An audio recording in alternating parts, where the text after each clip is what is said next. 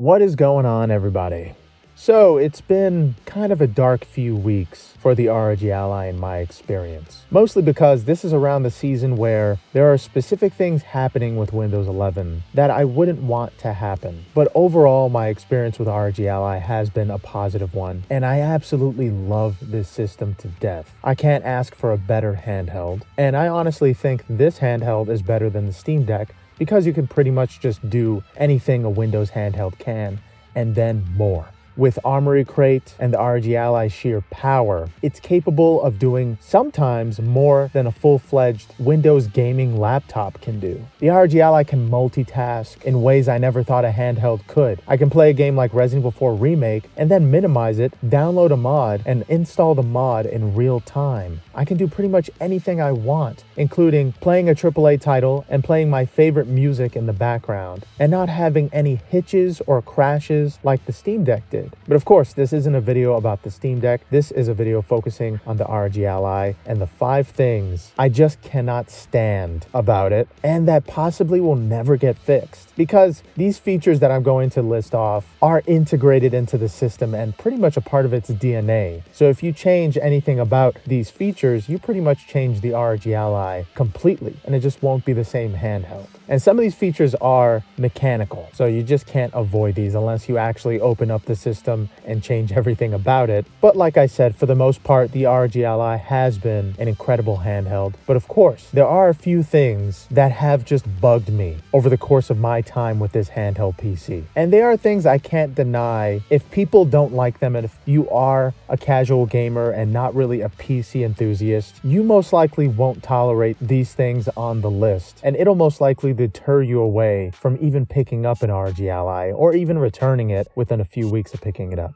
And the first horrible thing on the list has got to be the Armory Crate's game library interface. I think this interface is completely useless. I don't even use it. The only thing I do use are the third-party platforms in the content category to launch Steam. I think Steam has a vastly superb game library interface. But for some reason, the Armory Crate just has the most terrible game library interface ever, to the point that I've been looking at other third-party game library interfaces to see if they would run better, but there's a lot of work that goes into them that Steam just naturally does for you. So I highly advise not using Armory Crate's game library interface and just going to something like Steam because it looks better and works superbly on the ROG Ally. And of course, while going through Steam's game library interface, I do recommend setting one of the macro buttons in the back to your Xbox or PlayStation button, whichever you may have, so that you can bring up the side menu on Steam. Because that's the first thing I did.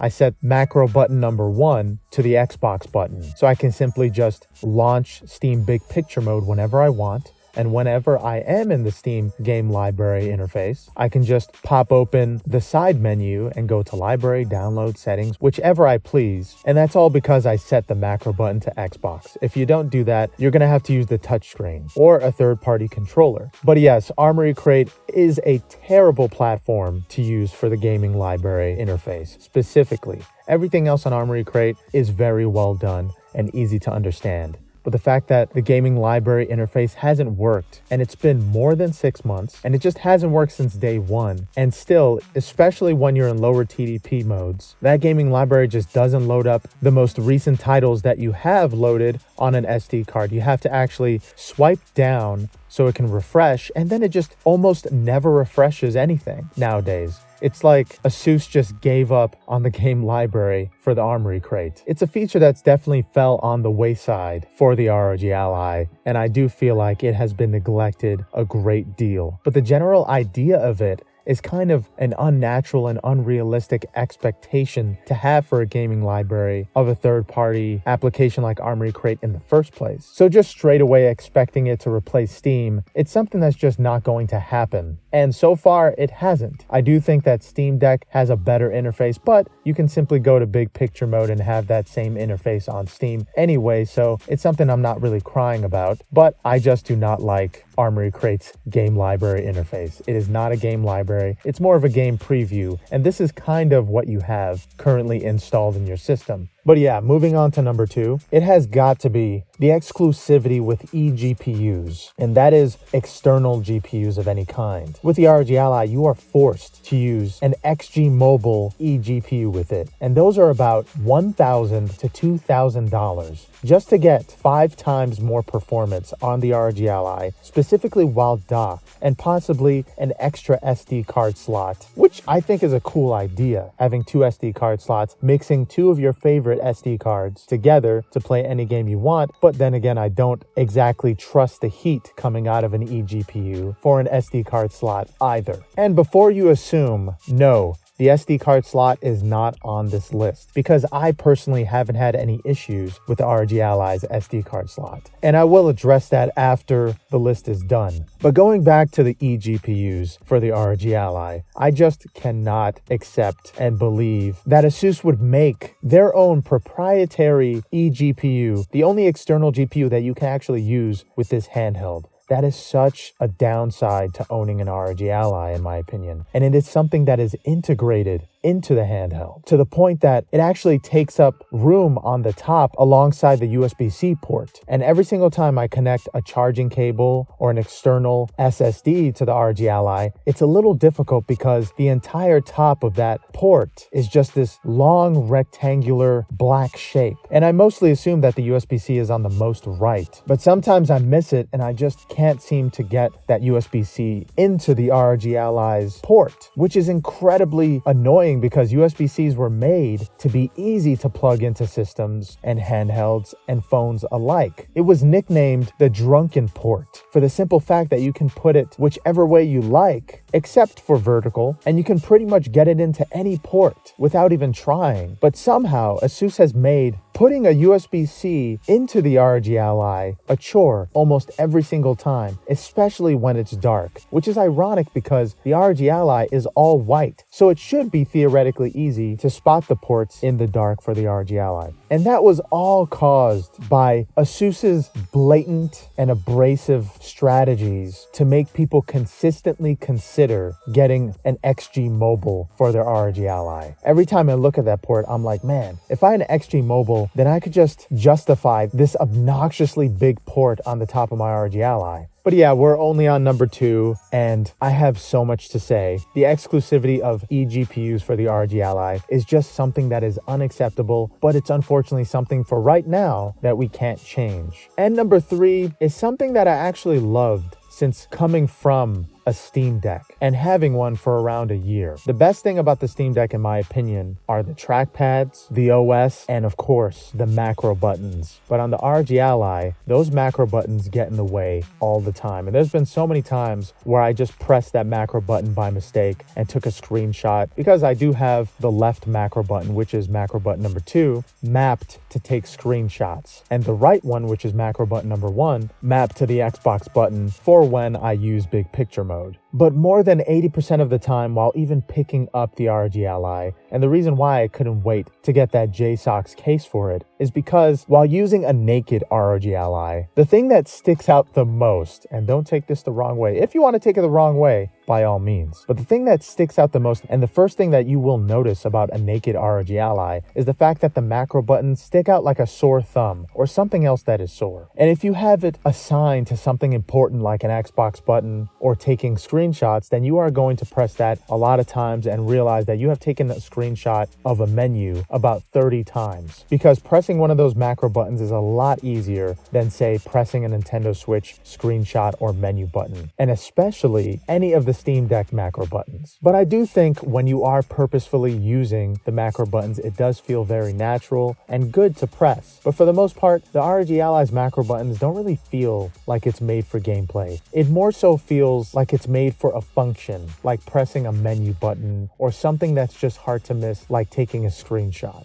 And moving on to number 4, it's gotta be the low TDP performance on the ROG Ally. This is something that cannot be optimized and for the most part just cannot cannot be changed. Using low TDP on the ROG Ally makes Windows 11 and its features stutter a great deal. Even if you're in big picture mode and Steam overlay is embedded into the game at that point, you have to press the Steam button at least 2 or 3 times to get it to pop up if you're in lower TDP modes like 10 watts or even 8 watts. And I found that the optimization for 10 watts has gotten slightly better, but you can tell it's just not going to get any better than that, mainly because of that monster CPU that you're using and that is embedded into the ROG Ally to begin with, and that is the Z1 Extreme. I know that CPUs like the Z1 might be a little better with lower TDPs, but that's not exactly what I'm hearing. With these bigger CPUs, like the Z1 Extreme, it needs a lot more power like, say, the Steam Deck CPU uses. So in terms of multitasking, you're going to get worse performance than the Steam Deck did with lower TDPs by a considerable amount, since the Z1 Extreme needs a lot more power than handhelds like the Steam Deck's customized CPUs do. And it really is a bummer that we may never get, at least with the ROG Ally 1, a proper low TDP CPU for it, or performance in terms of low TDP, especially with background processes like Windows 11, playing music, and just the sound in general. If you have Adobe Atmos enabled while you're playing handheld mode with the set TDP to 7 or 8, or just anything lower than 10 watts, you're going to hear a lot of audio crackling, and you're going to get a lot more lag in your games. And pretty much any title you play on the ROG Ally will get in the way of that multitasking feature that Windows 11 is known so well for. And I feel that that is a big miss, especially since the ROG Ally is a handheld and it needs lower TDP performance to be optimal. I feel like it is going to get slightly better, but the CPU is just not made that way. And I wouldn't count on lower TDP performance getting too much better in the future, but most likely with the background processes and just multitasking, it's not going to get any better. And I don't recommend doing too much in the background while playing a video game on the ROG Ally.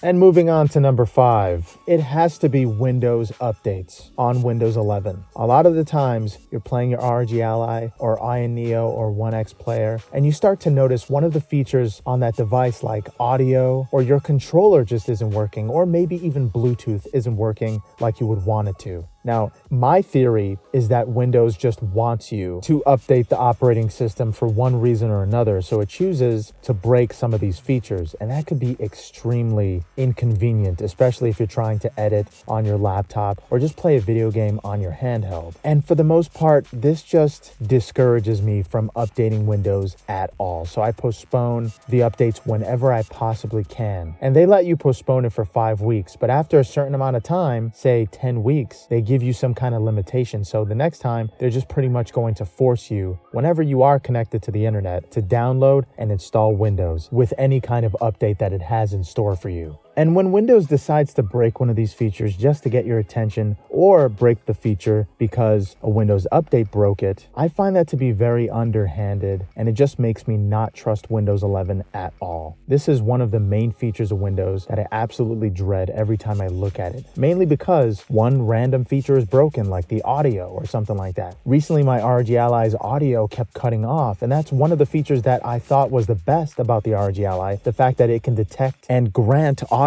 to any device that you connect it to, and it's kind of automatic. But for some reason, the audio kept cracking in and out to the point it just stopped working eventually after playing something for more than 20 minutes on my TV or monitor. And so I did the obvious, and I tried to restart the system. But of course, I was met with a Windows accumulative update, and those things don't let you choose whether you want to update while you restart. They always force you, because those updates are based on broken and corrupted features due to a Windows update or any kind of Windows problem. Now, I could blame Windows updates or just Microsoft for breaking one of those features, but in general, it might just be a Windows 11 issue and the fact that things just break eventually. For some reason, the infrastructure of Windows 11 is extremely delicate, and they need to update it and patch it every so often. If Windows 11 was a person, it would be an overweight, out of shape, middle-aged man addicted to some kind of dangerous substance with band-aids covering his body. Windows 11 is not a strong OS, so it needs to update every now and then, and I think that is the worst and weakest feature of the ROG Ally in terms of its operating system, which is Windows 11. I've never hated something so much in my life than Windows 11. I hate Windows 11 more than what recently happened in the past couple years. It has deterred me away from making progress in my work, editing, and gaming. It's something that is the bane of my existence and will most likely probably be the bane of my existence until I die. It is the main reason why people are pushing the Steam Deck, SteamOS, and Linux so hard, because Windows updates are the worst thing to happen to the human race, period. And I'm not over-exaggerating. If you've experienced Windows updates and how terrible they can be, how manipulative and opportunistic they can be, then you know that they represent the worst parts of the world. And I'm not sure why Microsoft just doesn't rebuild Windows from the ground up so that it doesn't have to keep patching this operating system over and over again to the point that it gets spread like an infection to handhelds, laptops, and desktops the world over. Windows updates are completely unpredictable, and that's why it has to be number 5 and the worst feature and possibly an unfixable feature on the ROG Ally. And that is, of course, Windows 11 and its horrible, horrible updates. But yeah, with that, let me know if you've had an issue with any of these issues I've listed on this list, especially with Windows updates. I would love to hear all the hate that you guys have towards Windows 11 and their updates, because even yesterday I had to deal with a specific update that did make some games play better, but it changed a lot of my default settings, and it even caused one of my controllers to stop working in a way that I wanted it to. And it's one of my favorite controllers, so that really bugged me. And no matter what, Windows updates would have been the worst issue, regardless of what day or year I made this video. But yeah, thank you guys so much for listening to this list of 5 things that are wrong with the ROG Ally and possibly features that will never be fixed. And I just thought that if you are considering getting an ROG Ally, that you might want to consider these 5 things. But also, if you have an ROG Ally and are going through these annoying features and issues, that you're not alone. I go through these features every once in a while, especially with Windows updates, and I am right there in terms of how much pain I go through with just being a Windows operating system user. It's not a perfect world, and even though Windows isn't perfect, I think that its compatibility is a lot better than Steam Deck. And so far, my experiences with the ROG Ally have been so much better than on the Steam Deck. It's been faster and just overall less painstaking. But of course, you have those few things that can annoy you about an operating system or just using a specific device like the ROG Ally. Nothing is perfect. Everything has its downsides. But for the most part, overall, on average, the ROG Ally has been an extremely positive handheld PC. And this is in no way some kind of hate video towards the handheld or Asus. I think they made an incredible device that complements Windows 11 as best as it possibly can. And because of that, because of just some Windows features and the features on the ROG Ally that can be annoying and how annoying they can be, that makes the ROG Ally that much more impressive, that it can outshine some of these annoying and unfixable features and issues. But yeah, thank you guys so much for watching. I hope you enjoyed the video. I hope you have a good one. Later.